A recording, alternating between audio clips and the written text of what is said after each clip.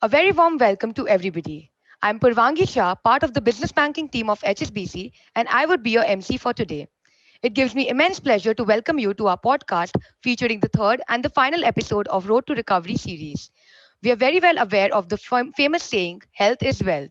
So, while today our discussion revolves around healthcare, which has not only emerged as a growing sector, but also as an area of personal focus by many worldwide, I don't think there could have been a more apt topic to discuss in the finale episode. We had started the Road to Recovery series to understand how different industries have braved the path to recovery from the global pandemic. The first two episodes had unique topics covering women entrepreneurs and how startups were rebuilding their businesses amidst the COVID 19 crisis.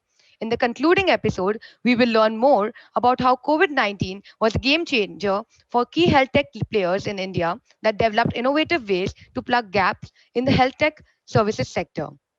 We have with us two such startups whose contribution to the health tech industry, especially during the pandemic, is worth recognition.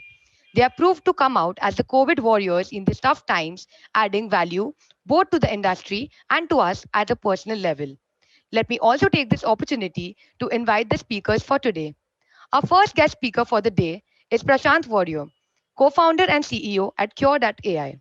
Cure.ai uses artificial intelligence to make healthcare more accessible and affordable.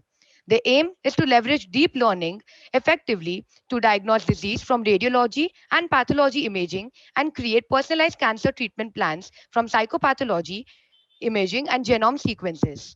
Prashant is an expert in the field of artificial intelligence and deep learning. He has architected and commercialized several data science solutions in his 19-year career, spanning around fractal analytics, Imagna Analytics, SAP, and now Cure.ai. A very warm welcome to you, Prashant. The second speaker for the day is Ajit Narayanan, CTO and founding team member at Mfine.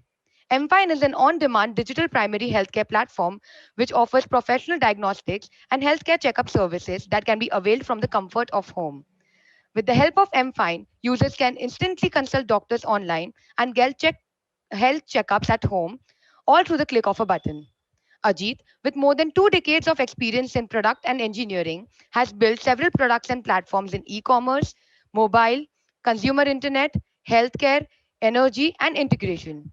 In his earlier phase of career, he was the CTO at Mintra and has also had the experience of working with SAP Labs, Schneider Electrics, and ANZ IT. Welcome, Ajit. Thank you for joining. Let me also invite the moderator for the day, Tapas Banik, Senior Vice President and Startup Lead Mumbai at HSBC India. Over to you, Tapas. Thank you, Purvangi. Thanks for that round of introduction. I can't have a better panel than having Prashant and Ajit from QAI and Fun. I think one is a remarkable one. Both of them have a remarkable journey. I think one story is largely a B2C and another is a B2B. And this industry itself is so much of fascinating in terms of there's so much to do, and it is an industry which is being still untapped. So today, in fact, healthcare has become a primary and a fundamental requirement of any citizen. In fact, if you see today, the government's initiatives of Ayushman Bharat is a clear-cut example that today 3 to 4% of the GDP allocation is towards healthcare, and this is going up. So thank you both of you, Prashant and Ajit, for joining us. I think I'll straight hit with some questions to you guys. This is the final episode of Road to Recovery, and this is exclusive to the COVID warriors, to the health tech warriors who have come up front and serving the nation. So first, in fact, I just wanted to, I think let's go randomly, uh, and I'll obviously wanted to make you guys more comfortable with these questions. Just want to understand how is this emerging trend, in fact, which you're forcing in the health tech industry today? I think, can we start alphabetically with Ajit? Yeah, maybe you'll have just to repeat that question. I missed that. Yeah. How are you seeing the emerging trends in the health tech industry today? Yeah, so I think we can speak very specifically about India. I think world over, there is quite a bit of tailwind that this pandemic has caused.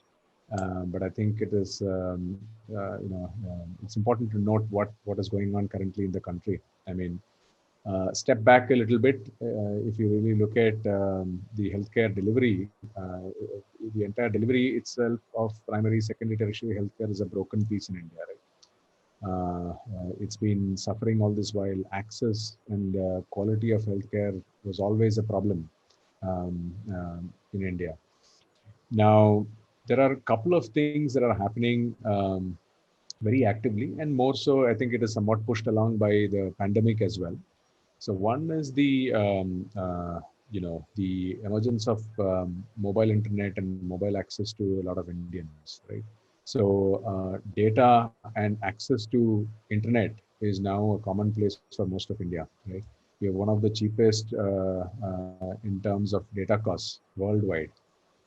So that is one, I think, big trend that has sort of happened outside the core healthcare industry itself, but has a very positive influence on how health is delivered today. The second is, of course, the emergence of, let's say, you can say, computing becoming cheap, right?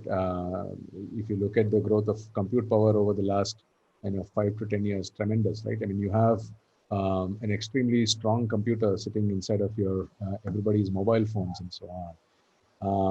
And that's made a lot of interesting algorithms and everything is possible if you really look at it. So I would say these are the core fundamental pieces of, let's say, technology that has sort of changed. If I look at the last 5 years or so, which has enabled digital delivery of healthcare, if you will, right?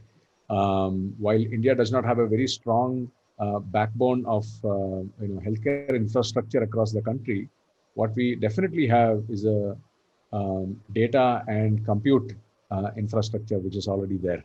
That's the way I'm looking at it. Yeah. So I see that being one of the foundational stones of how healthcare changes or how healthcare can be differently delivered. And with that, what companies like ourselves are doing is actually take healthcare to the hands of every individual, make extremely powerful algorithms to make diagnosis, other parts of health, including drug discovery and all of that, that much more easier and seamless. And that's what has happened in the last 5 years or so. The pandemic, on the other hand, has really pushed this along. I would say, given it the tailwind that it required for the next, 2 to 3 years or so, and push it along, right? Whatever way you look at it. If you look at policies, if you look at the general acceptance of telemedicine as a means to deliver healthcare, etc., are now being talked about very openly. We didn't have a standard for this 5 months back. Now there are telemedicine guidelines that are there that is pushed around by the government. There is the National Digital Health Blueprint, which has become a mission now. There is, Health ID that, the Prime Minister of India talked about. He talks about telemedicine and all of that. I think fundamentally we are seeing this shift happen. And this is, for me, the emergence of the new wave of healthcare, if you will. What it enables us to do is that India can actually become a digital healthcare capital in the next 5 to 10 years or so, right? We can leapfrog the West, I believe, and I think that's a opportunity that lies ahead of us. So that's my view on this. Thanks, Ajit. Very, very valid points. In fact, data, technology. I think Prashant, I would want to hear from you. In fact, how's QAI changing the world? So let me also add a little bit to what Ajit said, then I'll talk about Cure.ai, right? So, I mean, obviously, Ajit mentioned what is happening in the country, and definitely, I mean, this is radically changing healthcare and the way it is delivered. But also, I mean, think about it this way, right? That, I mean, today we have so much personal data that is being collected. We have Apple Watches, Fitbits, I mean, we've got phones. I mean, I go for a walk and my phone tells me exactly how many kilometers I've walked, how many steps, what is the heart rate. I mean, so the heart rate monitors, BP monitors. So there is so much data that we're collecting about individuals, and there is a genetic testing aspect of it.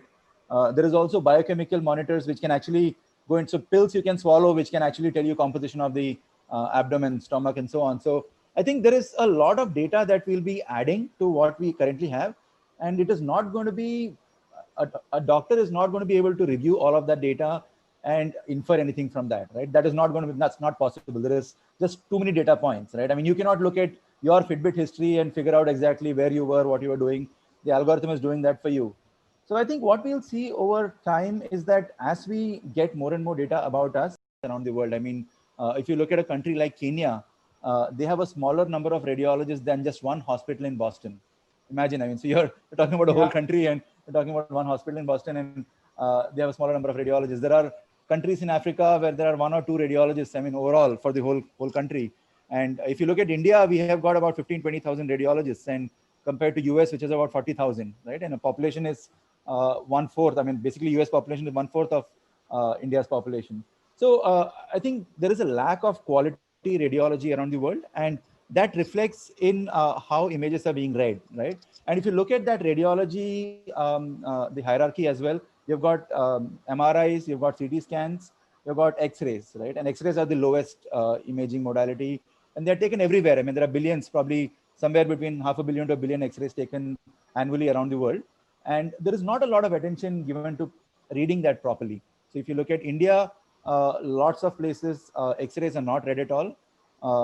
You won't get a report with the X-ray. So if you go to a lot of hospitals, you will get the film, but you won't get a report. And a lot of times they're read by a physician, so a general practitioner, rather than being read by radiologists who's trained to read those X-rays. So what we are doing is we are automating the interpretation of that. So we have trained these algorithms which can now interpret that X-ray, and these have been now validated by Harvard Medical School or Columbia Asia Hospitals in India, Max Hospitals in India, a bunch of different academic and hospital institutions which have validated this technology, and they have shown that this technology can actually beat or equal a radiologist in the interpretation of an X-ray. And so we have similar things for CT scan as well. And so what we are doing now is, with all of these, we are helping. One is to help radiologists read better. Second is to provide healthcare access where there is no access, because we provide access in really, really small hospitals in, let's say, Assam or let's say rural Maharashtra, rural Rajasthan, where they don't have any radiology access. And what we can provide is, like Ajit mentioned, the connection, internet connection is always there. So you can actually just upload that X-ray. We can automatically upload that X-ray, process it, and within a minute provide the result back to that healthcare practitioner who's sitting there trying to interpret that X-ray. So this is how, I mean, we are providing the service. Of course, today for Cure, I mean, we are providing this in about 28 countries around the world. And a lot of those countries are very, I mean, rural countries. I mean, places like Malawi in Africa, where we provide this, a lot of Southeast Asian countries. But we also work with the likes of NHS in UK and some really large teleradiology companies like VRAD or Medica, which are some of the largest teleradiology companies in the world. So that's a quick introduction to Cure. I think that was, I would say, very, very briefly and very, very clearly, it comes out to be that the emerging trends is largely depend on data. I think that's what I could pick up from both of you. Both are tech guys. In fact, both of you have spent a lot of time on product engineering, AIs and all. I think my next question is to Ajit. In fact, honestly, I have used M5. I've used your services, especially during the COVID times when I could not go out to see a doctor for my daughter or for myself. And when I came to know about, okay, I have something where I can depend on, right? So, I was very curious to know this. I have two connected questions. A is that I know that I was reading about you. You're largely with an e-com company erstwhile, and then, you and Prasad started M-Fine. So I just wanted to understand what brought you into telemedicine. That's one. Second is, how did you redefine telemedicine? Because telemedicine conceptually for us was something different, right? It's like, we used to see that India is India is an outsourcing hub for the developed markets with respect to telemedicine. But you guys completely did a makeover of what telemedicine can be. I'm very curious to understand that. How did you redefine this? Okay, so maybe a little bit of a background, right? So yes, we come from e-commerce and prior to that B2B world and so on, largely e-commerce, let's say. I think the driving force for a lot of us when we started this was the possibility of this transformation that we just spoke about, all of us, both of us, what we said, right? We were at that cusp, if you will. look at the problem statement in the country. The problem statement was, you don't have as many number of doctors per number of patients in the country. I mean, we are abysmally low. That is general physicians. If you talk about specialties or super specialties, the numbers are even scarier, right? We add so many What's the number million. like, Prashant? Ajit? So it is the WHO standard says 1 is to 1,000, and we are probably half of it, or a little bit more than, little between half and 3/4 of that. And if you look at specialties, you're talking about 1 to 20,000 people, something of that number, right? If you look at oncology, we add 1 million cancer patients every year, but we have probably around 30,000 of oncologists in the country. I mean, if you look at it, it's a highly supply-demand mismatch problem in the country, right? And guess what? You can't change this overnight by adding more medical schools and putting more doctors out there. It's just not going to happen. 500,000 doctors short by another 10 years and so on. It's just an impossible problem to solve in a traditional way. So this was a problem that was already existing.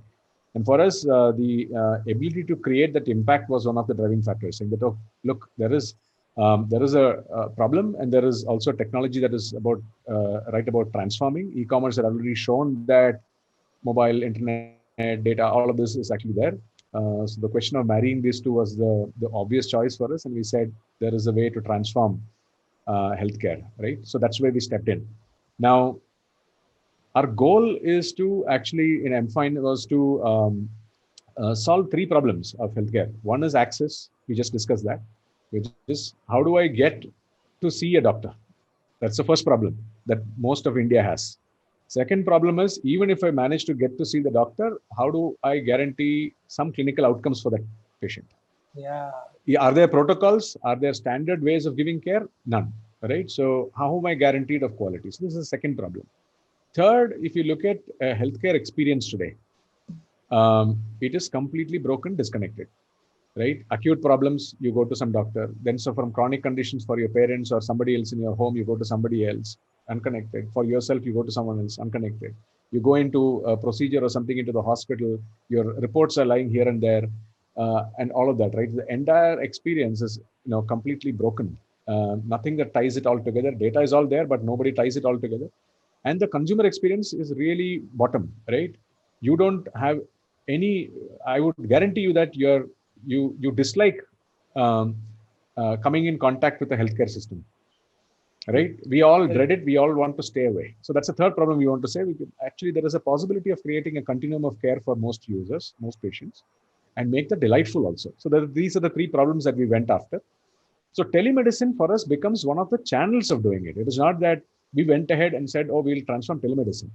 Now, to solve the access problem, you need a remote care to happen. There is no other way. So if I don't get the doctor, the best doctor, let's say, best oncologist in the country, best oncologists, if they are not looking at all the patients across the country, then we have not solved the problem. And therefore, telemedicine becomes the only channel to do it. There's no other way you can do it, right? So therefore, we went into telemedicine and we said, okay, we have to solve it the right way. But the second problem arises is that if I get the best doctors and put them on a platform, then what happens? You made the problem worse, because you have select good doctors seeing now most of the demand, right? Again, doesn't match up because the numbers will look very weird. It will not be 1 to 1,000. It will be 1 to million, or even more. So that problem you counter by using AI to make the whole process of this diagnosis and treatment provisioning, etc., to be extremely fast for the doctor, and we use AI for that. So that's the second leg that we put in, saying that every transaction has to be very, very precise, to the point, and extremely efficient for the doctor and the patient. Today, you travel so much of a distance, you go into a hospital, wait for hours, see a doctor. By the time you come back, I think your half a day or a day is gone, right? Here we say within 30 minutes, you come, you should see the doctor. The doctor should be there at the precise point in time, give you the prescription, walk away with the prescription. And if there are lab radiology tests or pathology tests or medicines prescribed in a prescription, you should be able to just click and start the process of getting all that also done. Of course, radiology we cannot do at home. I'm hoping someday Prashant will solve that problem. But right now, at least pathology, somebody can come to your home, draw blood, give you medicines at home and all of that, right? So sit at the comfort of, and for everybody, this can be the same experience. Whether you're sitting in a city, whether you're sitting in some remote part of the village, healthcare should come to you. It is your fundamental right. And the best doctors and the best protocols should be there to treat your problem. And we use AI to, with every doctor seeing every patient, we also become smarter. The machine becomes smarter, and we start delivering the same kind of care to every patient. So that's how we get the quality aspect of it. So this is what we are trying to do. We are not necessarily going after telemedicine. Telemedicine happens to be the very important piece of our equation. And obviously, we had to think of it ground up. Otherwise, we wouldn't have changed the experience at all. So that's the way we are seeing it. Fantastic. In fact, you're really solving the problem. I think let me go to Prashant. I think Prashant, you talked about venturing international, right? And in fact, I was picking up something from a news article. In fact, congratulations that you got your US FDA license for a CT scan, right? Very recently, I think during the COVID time. I think my question is more relevant from that perspective. How do you foresee what can, as a consumer today, see, you're trying to solve the radiology problem, right? That's like a problem statement you're solving, and it needs a lot of international effort, international funding, etc. What is the next thing which we can expect out of QRAI? Which are the next countries which you are planning to go? You said you are now working around 28 countries across, right? Which are the global destinations which you foresee apart from India being your home country? Yeah. So one thing which I wanted to say is, see, we are a B2B company. So we are providing this service to a hospital, to a radiology chain, to a teleradiology company, or to a government, or to an NGO. So those are the customers that we have, right? So our customers are all businesses. Unlike MFine, I mean, we are not directly impacting a patient. I mean, so patient goes to a hospital, they take a CT scan, X-ray, we interpret that X-ray, CT scan, that goes back to the doctor in the hospital, then that goes back to the patient. So we are not directly with the patient. So for us, in some way, and this is a cloud-based service, so we can provide, it's all hosted on AWS. We can, for us to, I mean, while we were in lockdown, I mean, we have not gone to work in the last, not gone to the office to work in the last 7-8 months, but we have deployed in about 100 sites in that period, including sites in Pakistan. And so where we could never go in person, right? So, and this is in about 10-15 countries that we have deployed this. So we have, I mean, in some ways, I mean, we can, for us, I mean, this, because it's a product which is a software as a service product, we can deliver it to any part of the world, rural parts, urban parts, and I mean, any country very easily. So for us, that scale is important. And so we are, what we did, I mean, from a commercial standpoint is that we have a lot of distribution partners, so who are actually in different countries. For example, we have a partner in Brazil, we have a partner in Mexico. So they are actually reselling our solutions in those geographies, and they are deploying it at different sites. So again, the solution has got two parts. One is what we call a gateway, which is basically sitting in the hospital system. It's automatically uploading scans to the cloud. And second is a cloud-based API service, which is processing that scan and sending the results back, right? So that cloud system is, of course, localized, because again, healthcare has lots of, I mean, rules around data processing. So you cannot, in EU, you cannot send the data out of EU. In Middle East, you cannot send data out of Middle East. In India, you cannot send it out of India. So we have to manage all of that cloud services. So we've got like bunch of cloud service providers in different countries. And then we have all these distributors who are deploying on the ground, right? So that's how we operate. But in many ways, I mean, from a delivery perspective, we are agnostic to the country. I mean, we have deployed in practically, I mean, all kinds of countries. I mean, really rural sites to some of the best hospitals like Mass General Hospital and so on. But in terms of our market focus, I mean, I would say US is a big focus for us because it is by far the largest healthcare market. So we are focused on the US. That's why we got the FDA clearance about 5 months back. So we got that. UK is a focus. So NHS, that market is a focus area. Middle East, again, these are government-funded healthcare, right? So Middle East and UK, a lot of it is government-funded healthcare. So again, that sort of government-funded healthcare is a focus area for us. And then we work with we have identified some of the top radiology groups around the world. These are, let's say, in Brazil or in US or Europe or France, or I mean, anywhere. I mean, could be lots of different companies. And so we also target them and then get into work with them. So that's sort of broadly how we think about it commercially. But it's a for us, it's a global market, and we look at all potentially all the markets as markets that we want to enter into. Some of the markets that we've chosen not to go into is like China, for example, which is tough to penetrate. So we don't focus so much on that. And Africa again is a little bit hard. I mean, because it's challenging to get to Africa. So those are two sort of broad markets that we have not looked at, but otherwise we are practically in everywhere else. So I think I can use a word called global. So you're globally local. In fact, you're present in everywhere. We can think about, and you're trying to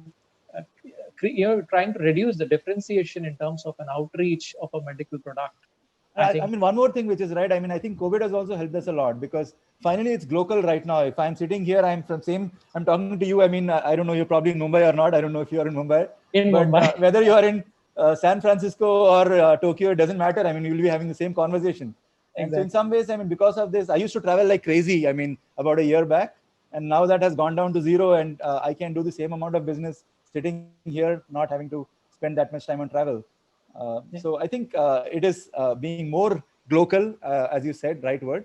And so for us, I mean, that is good. That is helping our business. Thanks, Prashant. Great inputs. Let me now go back to Ajit. In fact, when you were talking about simplifying the patient's experience, I think let me put a reverse question to you. You are in an industry where this industry needs a lot of trust, right? As a patient, when I actually go and select a doctor, I have a lot of preconceived notions in the back of my mind. Is it a right area? Is it a right fitment for me or not? The reverse strategy here is, I just wanted to know, since you guys were part of the founding team, you deliberated this idea, how difficult or easy was it to convince the doctors that this can be also a way to reach more and more number of people and give them that healthcare service? How did they adapt to the technology? I think that's something very interesting to know. Yeah, so spot on, Tapas. I think this is a classic first question when we started out. So our hypothesis, of course, was that doctors. So if you look at how the practice has been going on, it's not changed its fundamental, the way in which a doctor practices has not changed over, like, you can say, decades, centuries even, right? It's the same process.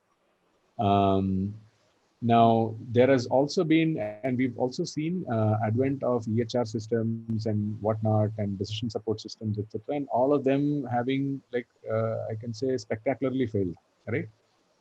This is except in countries where it is forced down on the doctors to actually document stuff. They use it purely as a documentation tool. Yes, right. So this is what we have seen in the past. So the way we went about thinking about this problem is that if you are going to ask somebody, and it's not only specific to doctor, by the way, anybody who's doing a certain practice in a certain way, if you're going to fundamentally ask them to change their practice and the way in which he's doing things, and you put a tool or set of tools in front of him, it is going to be dealt with enough resistance. In fact, to the point that it will fail, right? It is bound to happen. You take from developers to engineers to doctors. This is the same problem, right? You can't just move them, and doctors even more so. So the way we the second class of things is that doctors too also there is enough understanding in doctors as well that over the course of next few years they have to become digital as well. The digital awareness of consumers have grown up. The expectation of consumers are very fundamentally different from what they were used to be 10 years ago. Things like telemedicine, etc., is likely to come and become center stage in a few years. This I'm talking about 2017, right, when we started. In a few years, it will become a key delivery mechanism, etc. There is a set of doctors who are very aware of this, and who also, to some degree, also claim that the stethoscope is one of the most outdated instruments in the hands of a doctor, right?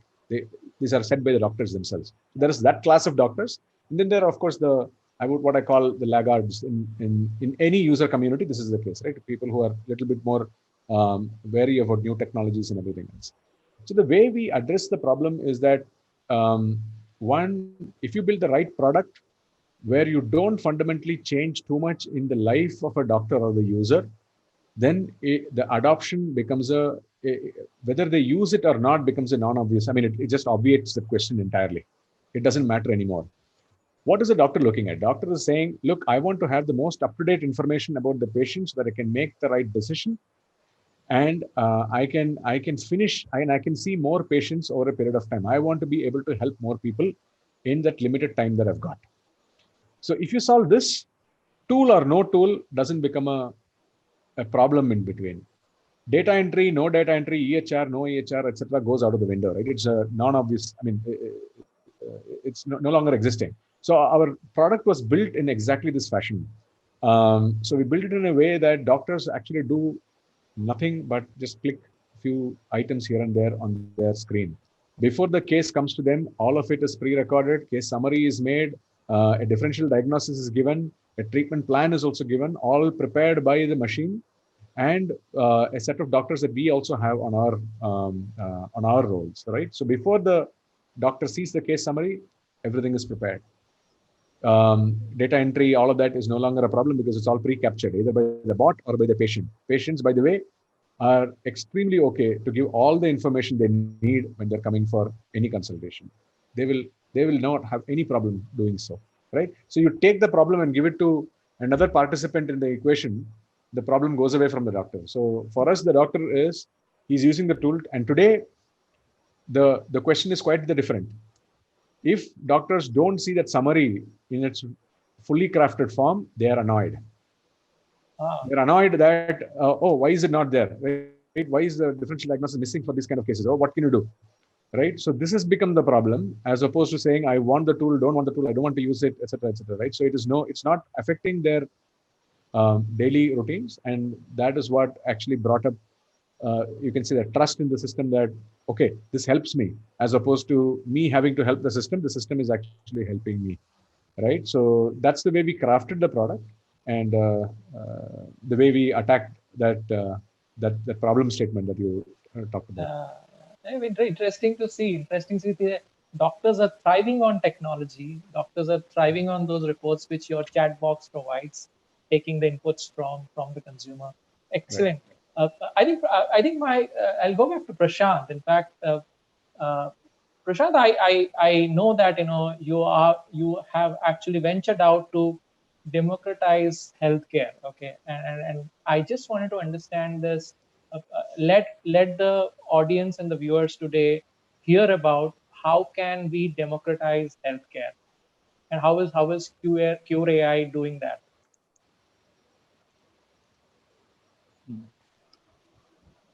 So, I mean, democratizing healthcare starts with, I mean, there are two basic tenets to that, right? One is accessibility, second is affordability.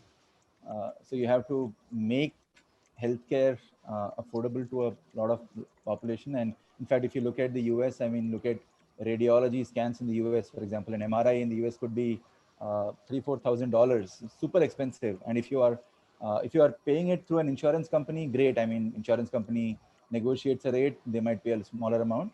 But if you're paying out of pocket, it is impossible. I mean, it's like, I mean, several months' salary to pay for that MRI, right? So making that affordable is one. And how do you make that affordable is by, at least, I mean, how we help that is by automatically interpreting that scan, right? So we are helping the radiologists become more productive. So rather than reading 50 scans in an hour, they can now read 100 scans, or, I mean, I'm just giving out rough numbers, but we are making them much more productive, right? That is one. Second is, again, on the same front, right? Accuracy is an important measure. I mean, lots of times, I mean, lung nodules, which could be indicative of cancer, are missed on chest x-rays because they're small, tiny dots on an x-ray, and you go into the hospital, you've got cough, you've got fever, and a doctor says, okay, I'll give you, and maybe you have got, I mean, some viral pneumonia, maybe COVID or tuberculosis, or maybe all of these, right? And so doctor gives you some medication, and they don't notice that there was this nodule that were missing.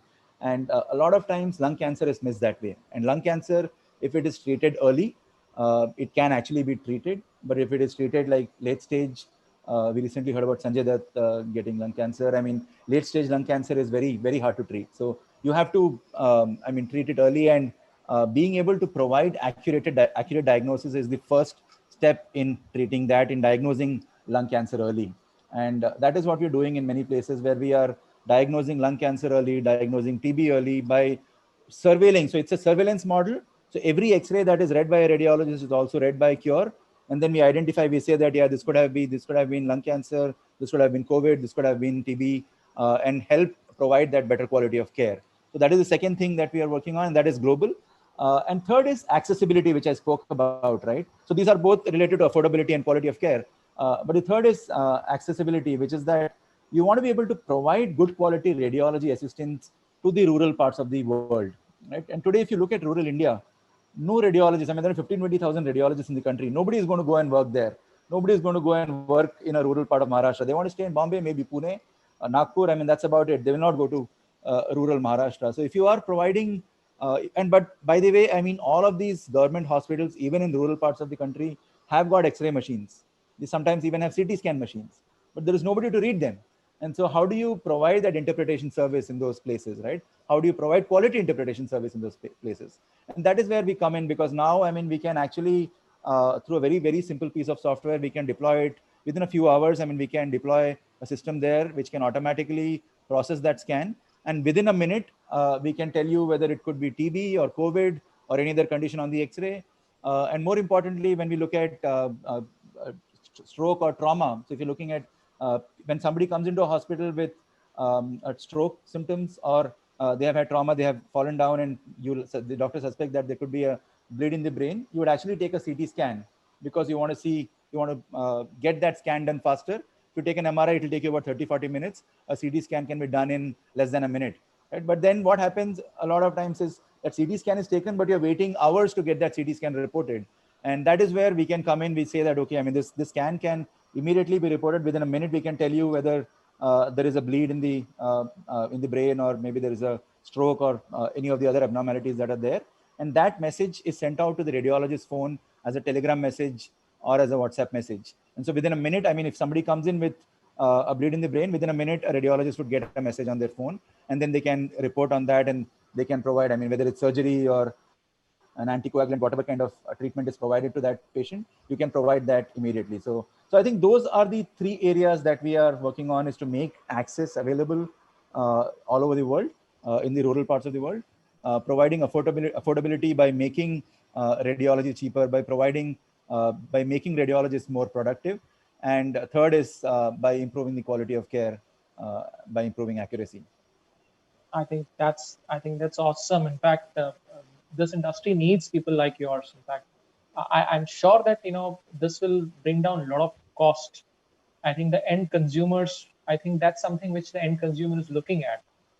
This industry needs a lot of technology, innovation, IoT, AI, I mean, the ML stuff which you spoke about. I think let me go back to Ajit here. In fact, maybe I think I'll ask a very common question. I was looking at the stats. The global health tech spending today is estimated to be USD $10 trillion. I think by 2023 is what they're predicting. And at the start, Ajit, you mentioned that it's a 1:1,000 is the ratio of a doctor.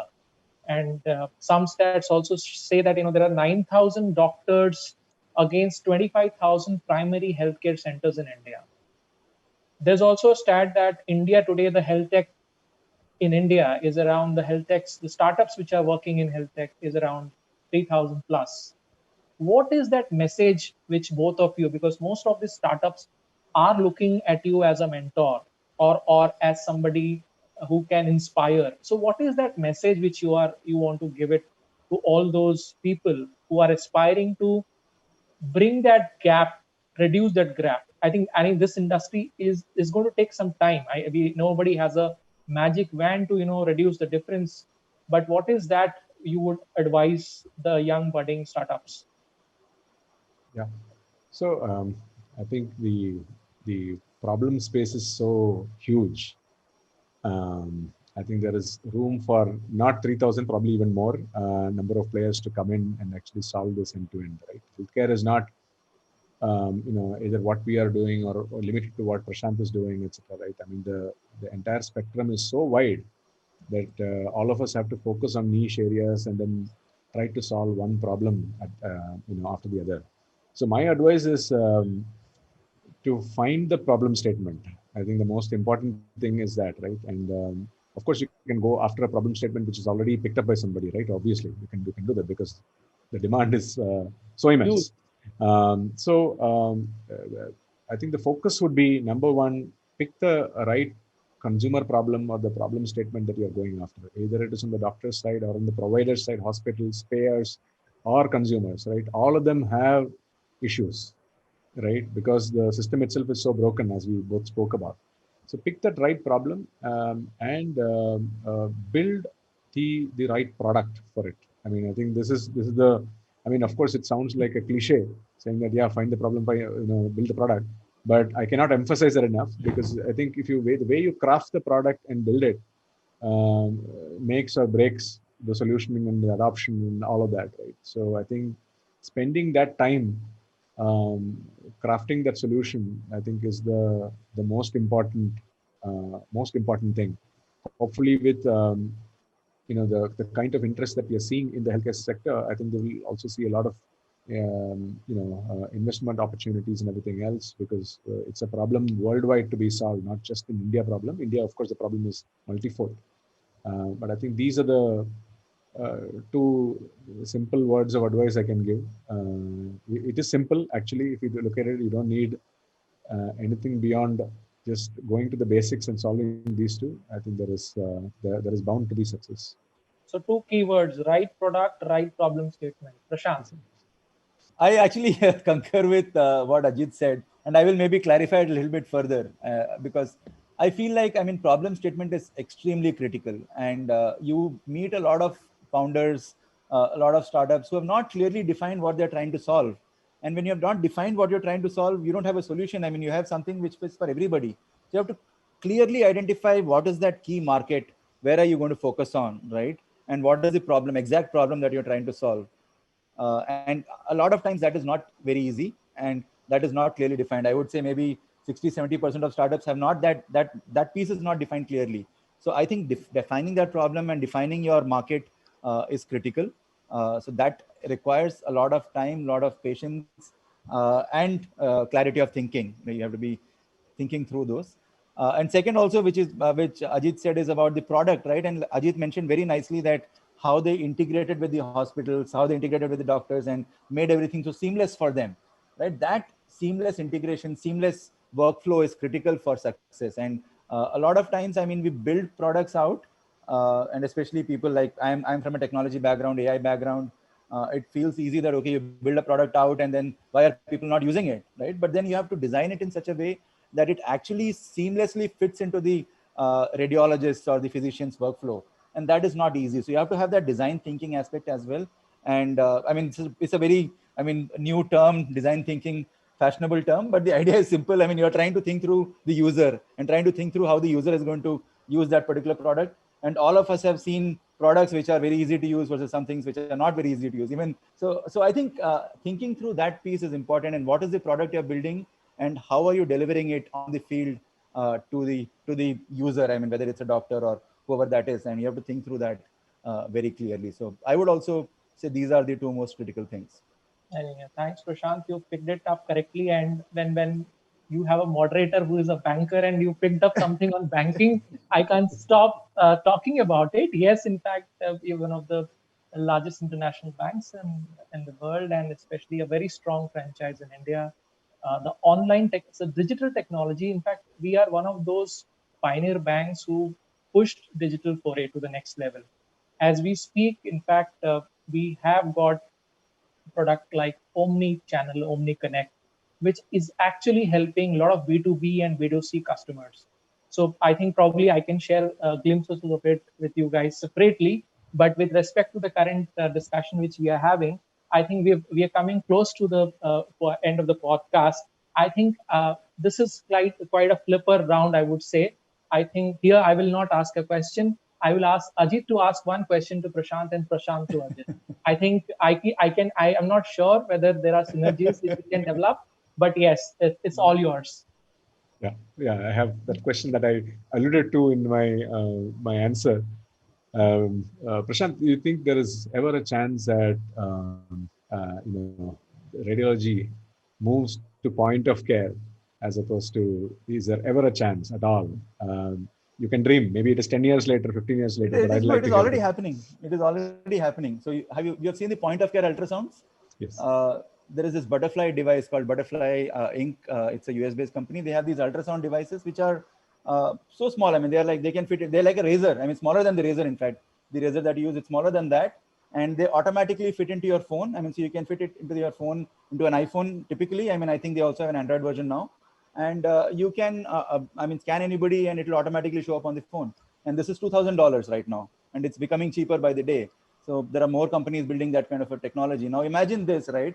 Anybody, any physician anywhere in the world can have access to this ultrasound device, and they can be using that to track their patients. I mean, today if I have some problem, I have to go to the physician first, then I have to go to the lab. I mean, I have to take a blood test, I have to do radiology tests, and if we can bring all of that to the point of care, that can again radically change the quality of care. And it is happening. I mean, it is happening.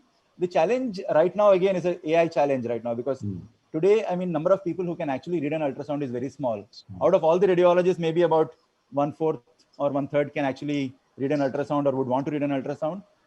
And the quality of these point of care ultrasounds is even worse than the regular ultrasound. So then the number of people who can interpret that is very small. So that is where AI can come in, where AI can mark out, for example, let's say a liver on that ultrasound, or body parts on that ultrasound, make it very easy for a general practitioner to be able to read that ultrasound. So that is what is the future that is coming soon. Of course, I mean, the other piece, which is X-rays. I mean, there are so many companies now which can come to your house and take an X-ray. And there are all these now point of care X-rays also, which are very, very cool. I mean, they're like a camera. So they're as big as the old cameras you used to have, like the SLR cameras now. Right. So this big. And you can actually just hold it and take a picture. I mean, so that's it. Somebody has to hold the detector and you take a picture with that. So again, very, very handheld X-rays. So that is also a reality in the market right now. Those are expensive. Those are about $50,000, $70,000. So I don't think at a price point where it can still be used everywhere. But still, I think there is a lot of that happening, and gradually we'll see a lot more of radiology coming in to our homes. Great. So your turn, question, Prashant. I was going to ask Ajit that question. So I was actually curious about a personal thing. I mean, so I know Prasad from Myntra days, and I was wondering how you and Prasad got together to start MFine. Yeah. So Myntra, also we work together. Me and Prasad go back sometime even before that. The co-founders are Prasad and Ashutosh. Ashutosh was the co-founder at Myntra as well. So I'm part of the founding team, but not a co-founder. I think, and we have a fourth gentleman named Arjun, who's also from Myntra, who's running revenue, and now is head of business, right? So all of us come from the e-commerce background. And I think for us, all of us, it was the same calling, if you will. We saw what is the power of technology, power of AI and tech that could do could transform e-commerce, right, in some way. We've employed a lot of AI in the way Myntra operates as well. So the power of that was very, very visible. So personally for me, the question was always that, how can I employ this to something more impactful, right? E-commerce is e-commerce, that's fine. But what about the larger impact? Is there something that you can create and so on, right? And that's when Prasad and Ashu started this, and we started talking. It seemed like the right opportunity. And like I said, the problem space is huge, and it's a here and now problem. We have seen it. We've seen it more very closely during COVID times. I think that's the reality that we are going after. I can only say we only barely scratched the surface as of now. Long time away, but in terms of the true dream of access, quality, and the experience have been completely solved. That we can say that. So for me and for us, this was the trigger. I cannot speak on his behalf, but I believe it is very similar. Personally, for me, it was this excitement that got me here. And so this technology layer that you have built out potentially can be taken to other countries also, right? Yes, absolutely. Absolutely. So we do have a platform piece as well. We have not actively started looking at it as a platform strategy yet. We do have some consumers who are using it, but this technology is of course usable to digital delivery of healthcare anywhere. This is doable. Have you thought about partnering with some of these telemedicine companies in US? Or I mean, there are so many telemedicine companies. We've not actively started that, Prashant. It's just that we are waiting for the right moment in time in terms of our journey to actually do it. But definitely that is something on the cards. I think I can't have a candid chat than this. I can't expect that. Amazing talking to you guys. In fact, some of the audiences and the viewers have shared some questions. I will just read it out. The first question is to Prashant. QRI had developed AI-powered virtual care platform to tackle COVID-19. How has the experience been, and what are the challenges you had to face? Yeah. So what we actually built out when COVID started in March, one of the things we realized is that a lot of people are going to be staying at home, and how do we figure out if their symptoms are getting worse, especially old age people who are staying home, and I mean there is nobody to monitor the symptoms, right? So we said we already had a lot of natural language processing capability, and so what we did is we took that NLP capability and we built an AI chatbot. So on a WhatsApp, it actually works on all platforms, but primarily used on WhatsApp. So it's a WhatsApp chatbot, which will reach out to patients and first of all, figure out their symptoms, their risk groups, their demographics, and so on. And then it will collect their symptoms over time. So if you have fever today, you've got 100 degrees fever, tomorrow it is 101, after tomorrow it becomes 102. It measures the progression and then alerts the health system when something is going wrong. So because lots of people are quarantined at home, this is very useful to be able to automatically scale up, right? You don't have to have people call everybody. You cannot call hundreds of thousands of people. So this can automatically monitor hundreds of thousands of people using this AI chatbot. And this was quite well received. But actually, I mean, for whatever reason, we did not see a lot of traction for this in India. We actually saw a lot of traction outside of India. And this is currently being used in Oman. So in Oman, they have this app called Tarasut Plus, which is the Arogya Setu equivalent of Oman. And there, this is embedded into that app, where this whole chatbot is embedded, where it keeps on chatting with the patients and figures out if their symptoms are getting worse. And if it sees that there is something which requires attention, I mean, there are two kinds of attention. One is that either a patient could be positive for COVID and they should be tested, or that a patient should get admitted to the hospital. Both, it will immediately alert the health authorities in Oman. So it does that. And so we saw good traction for that product. I think the challenges were about, I mean, developing the product was not, I mean, it took us about less than a month to develop that. So we have, I mean, our engineers spent days and nights together just building this out.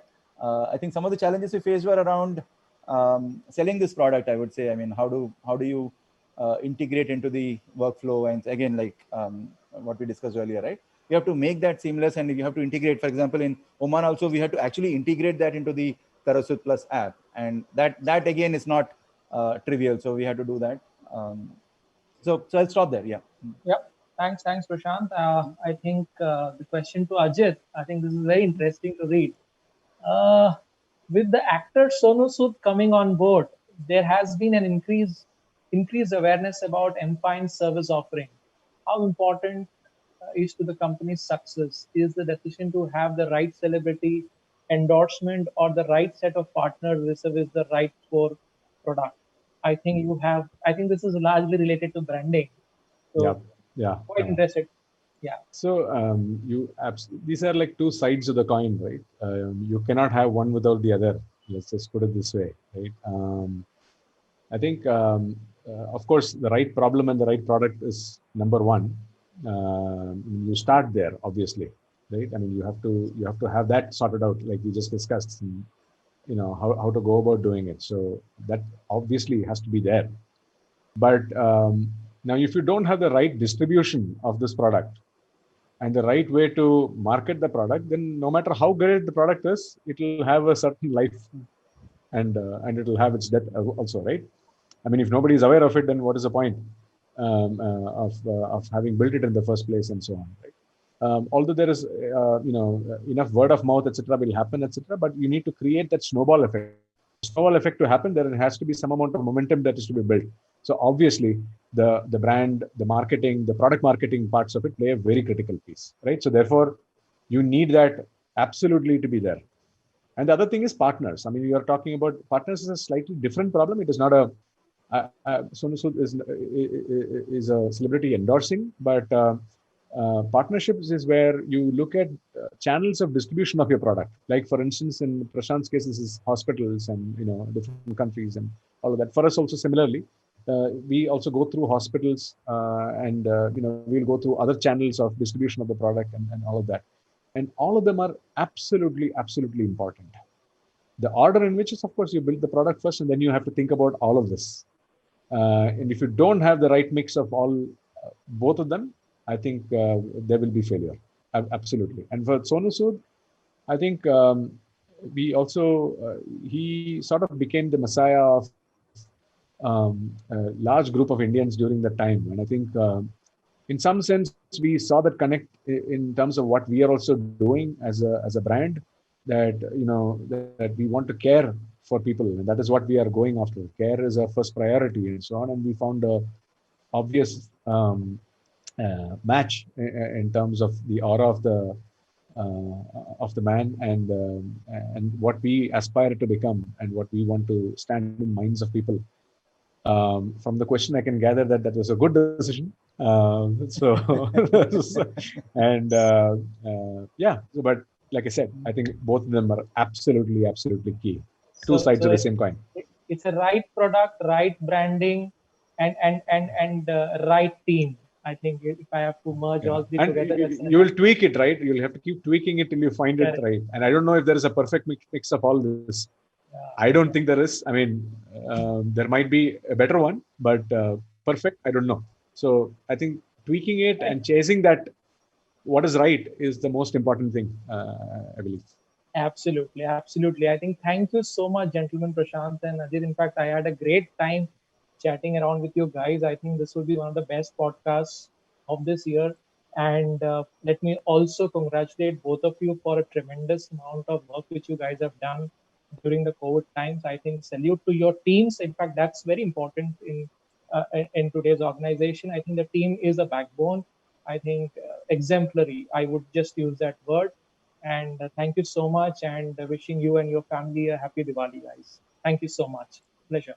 Thank you, Tapas. Thank you, Ajit. Happy Diwali to all of you. Bye. Happy Diwali and pleasure being here. Thank you so much. Thank you. Thanks, Tapas. Thank you, Prashant and Ajit, for such an insightful discussion. As Tapas rightly said earlier, and I couldn't agree more, it was a great opportunity to have two such founders who have so candidly helped us understand the health tech sector in such an in-depth manner and help us change the way we look at it. The discussion covered many valid points, facts, and insights. I had a great time listening to you both, and I'm sure it will be an equally good experience for all the viewers as well, with a lot of insightful takeaways. With that, I close today's session and mark an end to the Road to Recovery series. A big thank you to everyone who joined and was a part of it.